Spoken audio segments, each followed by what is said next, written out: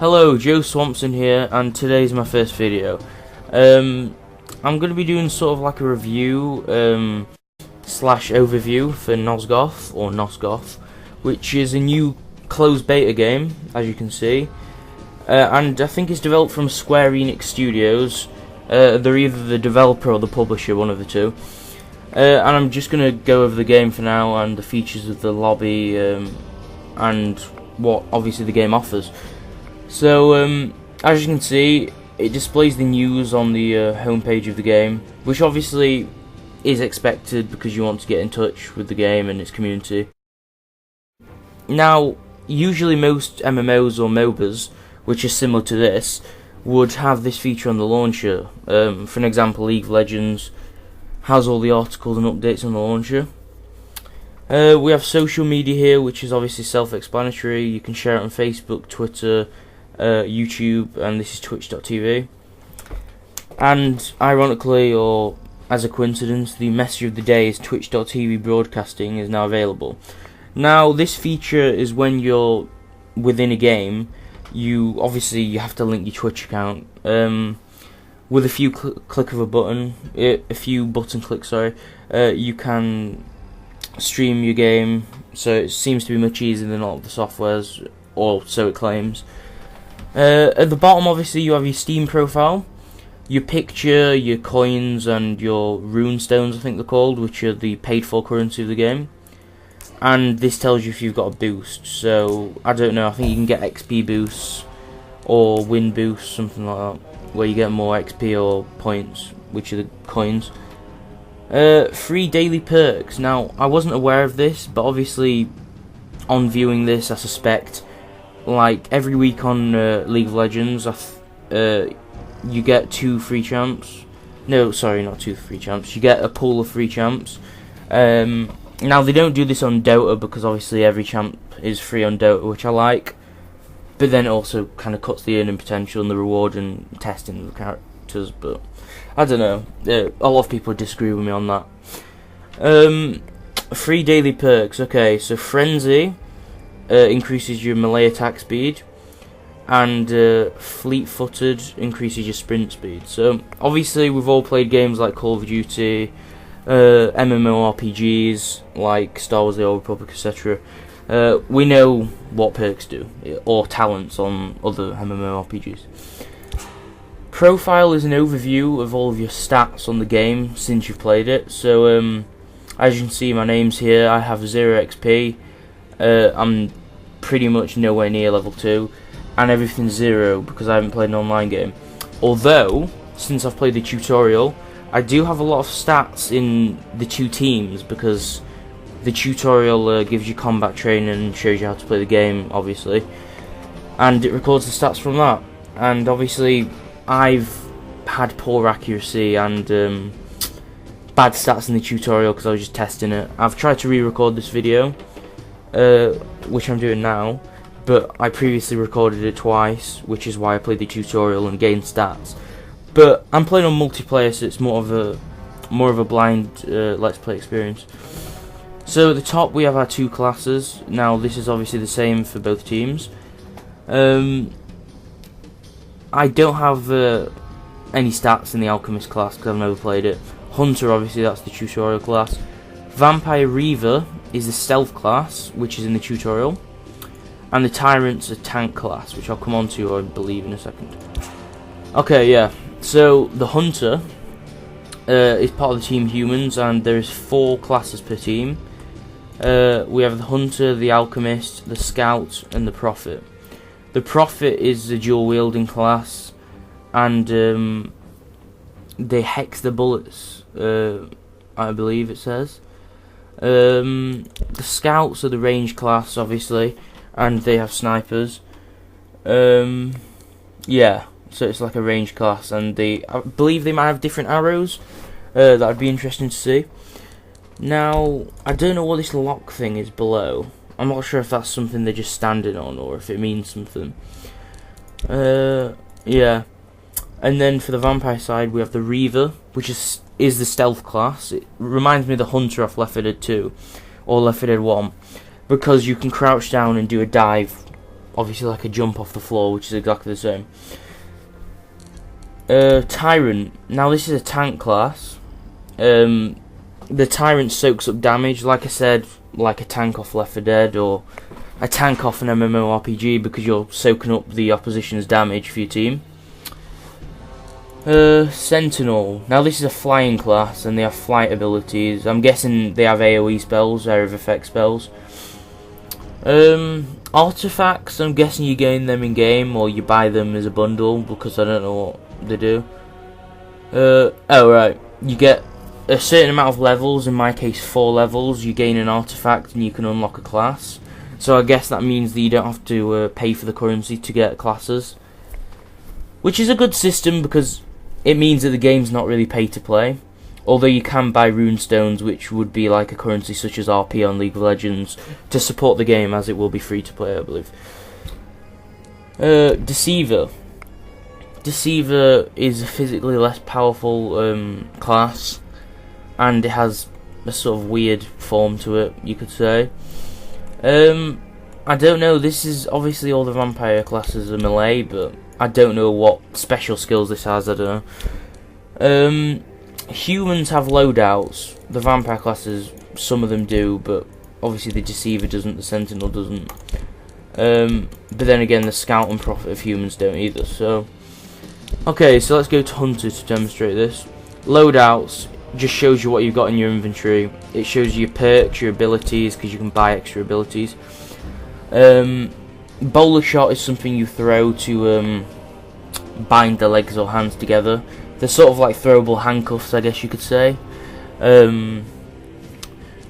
Repeater, obviously that's the default crossbow. Skins, it shows you the different character skins. Now I like the second skin. The third one, not too keen on. So that's what the padlock means. It means you're locked. Some of the skins are locked to you, I believe. Yeah, to be honest, I like the default skin better than the actual purchasable ones. Although, well, I didn't see this, but there is more. That looks pretty cool. Veterans and Mercenary, which has some sort of a Japanese samurai feel on the helmet to me. Although the default one has more of that feel. Alchemist, skins, different skins obviously that you can purchase. I'm not going to go too far into the skins, you know what the feature is, etc. They have a hand cannon. Inventory, now obviously the inventory is similar to the loadout section of the classes because it shows your inventory. We have the perks, such as charge, which is obviously what that does, evasion, dodge projectiles, and we have armor for various classes, which shows that we only have 4 classes so far, but there is actually 4 for each team. And we have both default weapons, which are the repeater and the hand cannon, and I believe you can get a bow on the scout, which is a purchasable class, and you might be able to get one on the hunter, but I doubt it, since obviously the scout's the class made for that. Now there is a tutorial, and I would play it, but I've already played it twice to play through, so I'm going to do some multiplayer. But like I said, I'm going to check out the features of the client first, so one being the store. Runestones, obviously I'm from Europe, so they have obviously local currencies for the client. Now, I don't know actually if everybody gets the same currency and it's a GB game, or if it sets your Steam locale, because obviously you can set your country in Steam. But okay, so we can buy these points for £3, £6, £12, £24 and £48. Now, I can't really judge the prices because although I've played games such as League of Legends, which I'm referring to quite a bit, I can't really evaluate how much these points are worth, because since I haven't since I haven't paid for any points before or spent anything, because I haven't really played this game, then I can't really judge on them. I just clicked on purchase and it had the ability to take money out of my Steam wallet. Now, I like this feature because you can make Steam wallet cash on games such as TF2 by selling items, then you can just spend it on Nosgoth if you choose to buy stuff from the store. which eliminates having to actually put real money from your bank or say PayPal into it, because you can just make money off other games by selling stuff and then purchase points, which is a nice little feature. Especially say it's in closed beta and they've already integrated all these Steam features. Equipment. Now, equipment is both weapons and spells, because you can buy different spells. Now, I like this feature because it makes your class more unique, and it means that not every class is the same and you can be different to other players.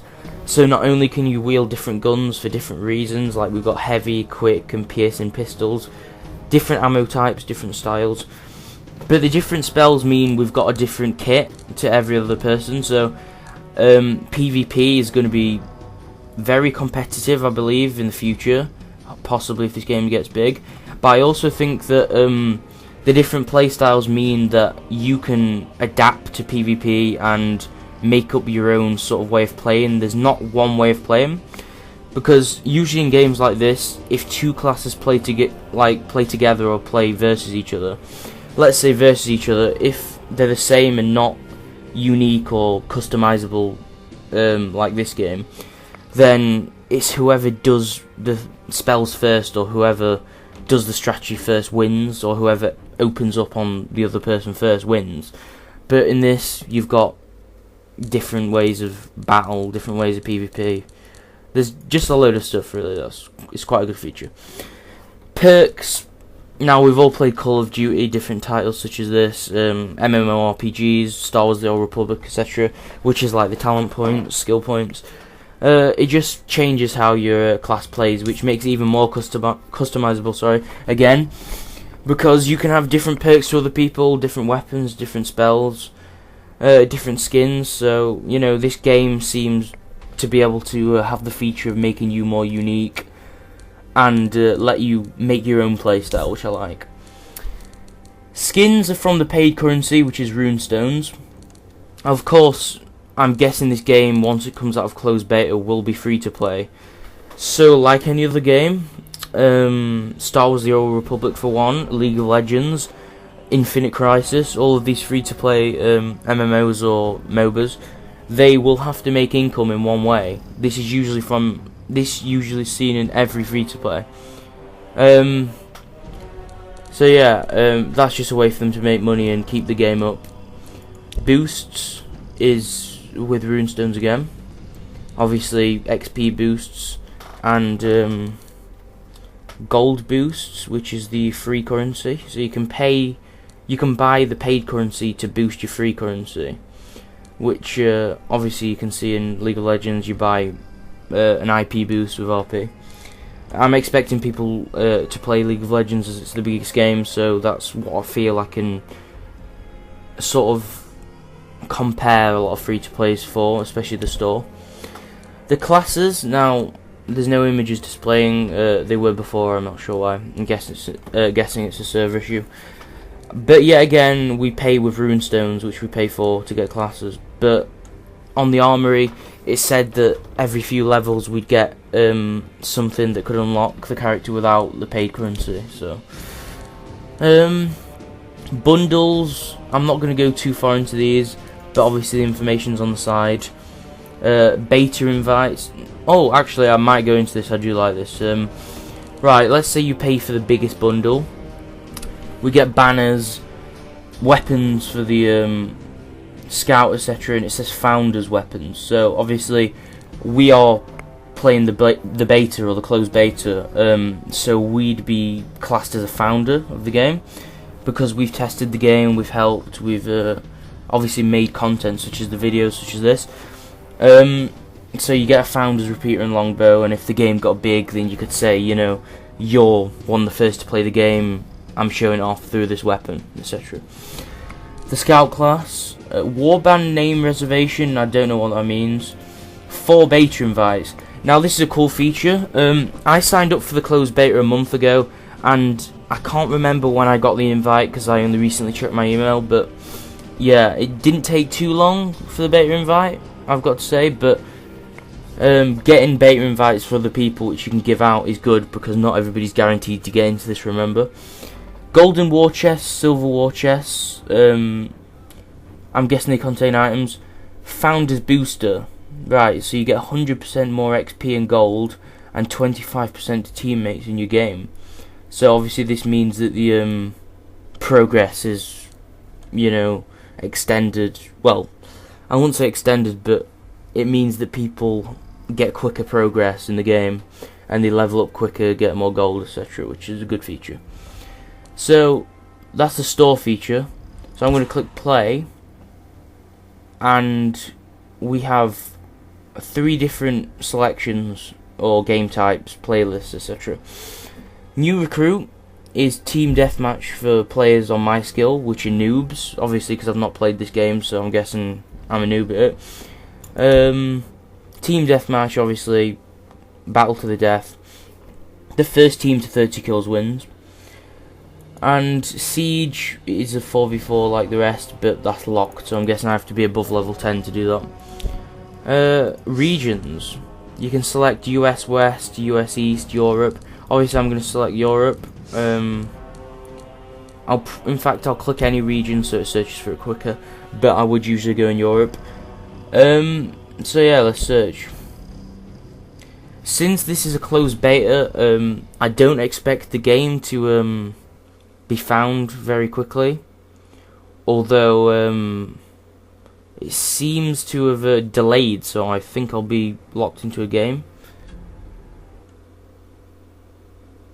Yeah, the game has is freezing in intervals and made a click sound, so I'm guessing I found a match, perhaps. But I'll have to see.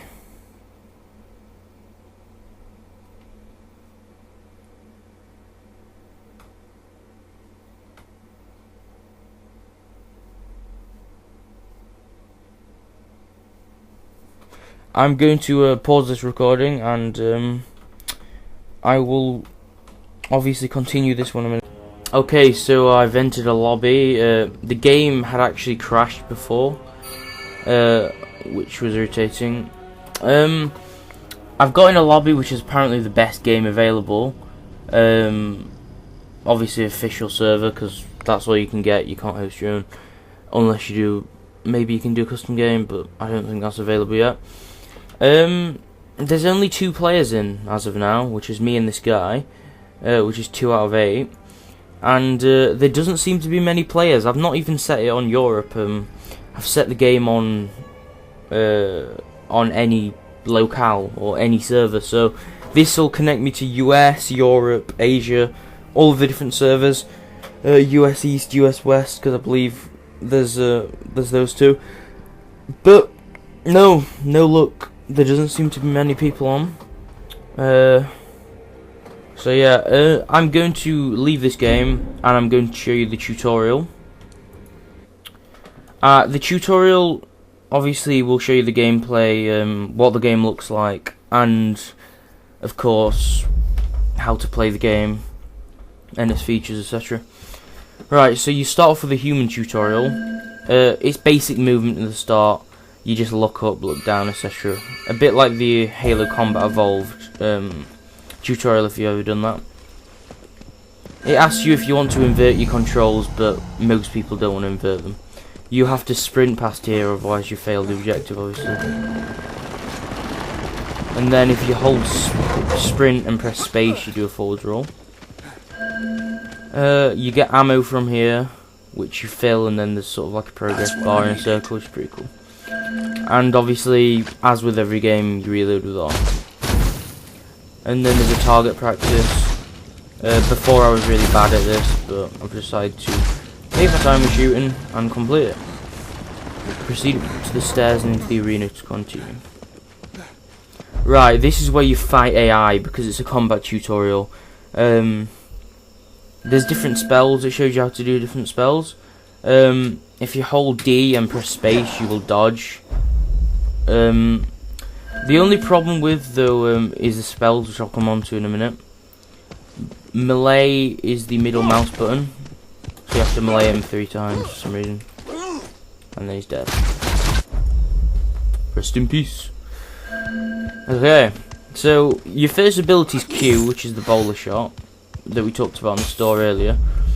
Having Q and F as the spell keys, I mean, I'm used to Q, W, E, R for MOBAs, but having F and Q doesn't really seem logical to me. Although, if we go in options, bindings, we can change them, so it's fine. F is an explosive shot, but it hurts the player, so you should only do it far back. Defeat the enemy, yeah, and then you just have to kill the enemy. It's pretty easy, to be honest. There we go. Oh no, he's not dead.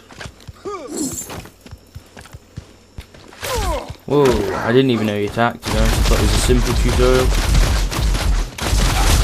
Yeah, but this is that weird looking class from earlier that I didn't know what it did, but apparently it just runs around doing nothing, so... Right, this is, I believe this is the Reaper. I wanted to show you this earlier. This is the class that's like the Hunter off Left 4 Dead, so... left click, not left click, left shift, sorry, climbs walls. As we can see here, you have sort of like spiked hands or gloves or something to climb. And this is the feature I was going to show you. So like Left 4 Dead, holding the R key will make you crouch down, and then left click makes you dive like Left 4 Dead. Although this is sort of like an exaggerated dive or jump, so it jumps about 20 times the amount the Hunter does in Left 4 Dead, but still. Right, so ability 2 dodges bullets. I think you can just keep pressing it. Q is an AoE spell, which is like League of Legends. A lot of the spells are AoE. It's similar to that. It's just a circle which damages everything around it.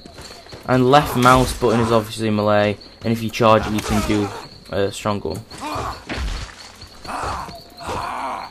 The balancing on this game really interests me because there's a melee class against a hunting class with tons of explosives and stuff. So I'm guessing these classes are a lot more.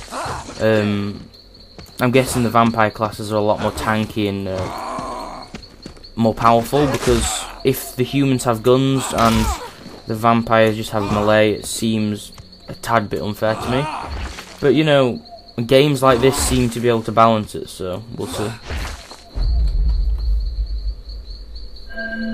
Right, so now we just get to use all of our spells that we learned about before. The AoE spells, the dodge ones. Although whilst in dodge you can't attack, which is a downside, but obviously if you were dodging and attacking, that too would be unbalanced. But so you can jump a lot, like you can jump really far. So when you're playing the vampire, any dodging really doesn't make any difference. But then you can drag the body, which I'm not sure what this achieves. I guess it's just a bit of fun. But then you can execute them while you're dragging them, which lets you regain health that you've lost. Which of course, while in PvP, you're going to need the health back. I'm not sure if the tank class can do this, because you could soak up all the damage and regain your health. But I don't know. I believe that's the tutorial. Now, yeah, it connects to Steam, and the shift and tab will obviously open your Steam profile and your friends, etc. So it's got the Steam API. Obviously synced with it. But yeah, that's really my only opinions on this game. I think it's pretty good for a closed beta, although the lack of player base sort of ruins the game for me, which doesn't mean that the game's bad, because the lack of players means you can't really get in a game. There's only one player within 5 minutes of searching prior to continuing with the video. So obviously the lack of player base sort of ruins it for me. Maybe the player base will grow, maybe the game will get big. Hopefully more people will watch the video and stop playing the game. But yeah, overall I think it's a good game. It's made in Unreal Engine, and it's got some pretty good graphics. The modelling and the art of the game is pretty good, and the launcher and the client are really well designed, and you know where to go. One thing, before I end this video, I must say that obviously you've got the social media links. I think I've mentioned them, but if I haven't, then Facebook, Twitter, YouTube and Twitch, of course. And within the game, you can stream from Twitch from a few options, so you don't need to get capture software. So you can stream from in-game, which is pretty cool. And now this is important.